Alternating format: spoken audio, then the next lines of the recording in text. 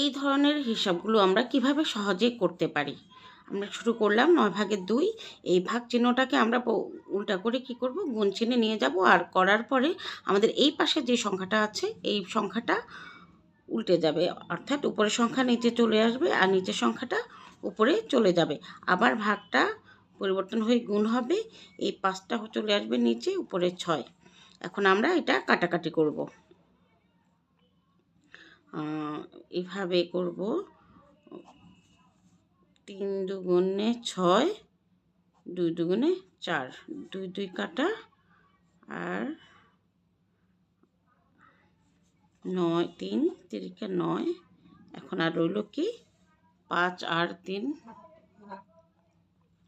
3 5 15, আর উপরে রইল 7।